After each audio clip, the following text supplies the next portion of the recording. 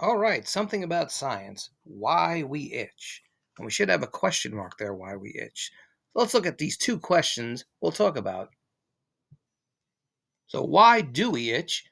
We'll answer that question. And why does scratching make it worse? Now, we all know what itching feels like. I don't have to tell you about that. When we have a mosquito bite, poison oak, poison sumac, poison ivy, whatever the case, a spider bite, a book mite, you have this itchy feeling, which we'll talk about. And we all know that when we scratch it, it feels better temporarily. So let's look at this. This is a great picture to show that we go through this endless cycle of scratching and itching and scratching and itching. I think we can all relate to this video. So let's look at an example. Let's look at a mosquito. All right, so here's a nice mosquito, and it's a female mosquito because remember, male mosquitoes will not suck your blood or get your blood. They prefer plant nectar. Anyway, so let's say this mosquito takes a nice drop of your blood and it's going to inject right over here. It's going to inject saliva, and there could be parasites in that. But this is an allergen. So let's write that down there, an allergen. Allergen. So, what is an allergen? That is our next question. What is an allergen? So, basically, an allergen is a foreign body. It's something your body does not want. So, it doesn't want the mosquito saliva. So when the mosquito or the spider or the poison ivy, whatever the case it may be, when it gets into your skin, it's going to produce an immune response. Your body is going to produce an immune response, right? It's going to send in the army. And what is the army?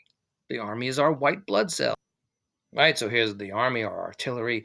And there are many types of white blood cells, but specifically for these allergic reactions or for these allergens that enter our body, we call them mast cells. And here's a mast cell, and it's releasing a chemical called histamine.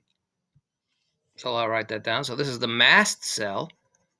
It's a type of white blood cell. There's also basophils that do this, but the mast cells, a majority, they come to your rescue. There's a foreign body, this mosquito saliva has entered our skin, and the mast cells will come and they will release this histamine. And all right, and then you must know about antihistamines, right? So when you have an allergy, you have these allergies, you take antihistamines, right? So histamine is a chemical, and you can see that it's been released into to attack the allergen. Now, here's why we itch. Next phase. So again, these histamine chemicals are like the army dropping bombs to attack the allergen.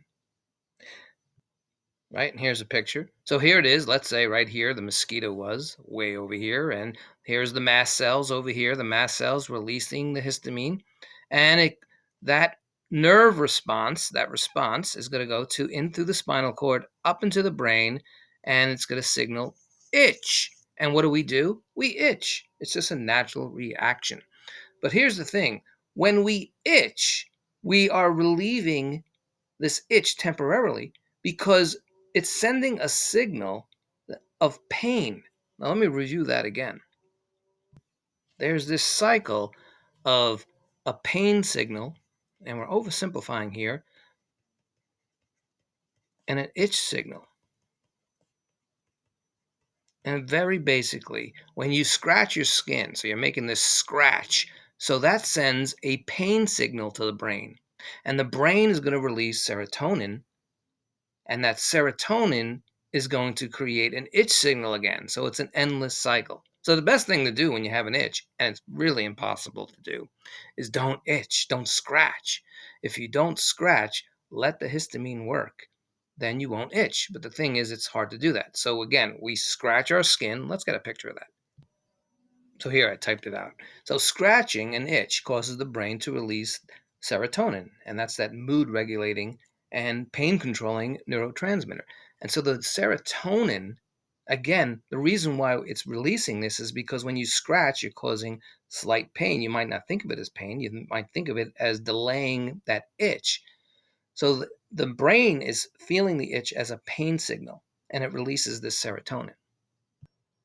So here it is in a nutshell. We have our itch, right? Right there, the skin has some kind of infection. We itch, and that scratch signal goes through the spinal cord into the brain, and the brain now, since you itched it, it now has this inflammation of pain, as you can see here, right?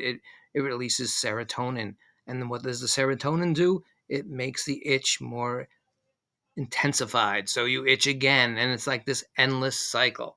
So that's why we itch, right? All right, that's something about science. See you at the next something.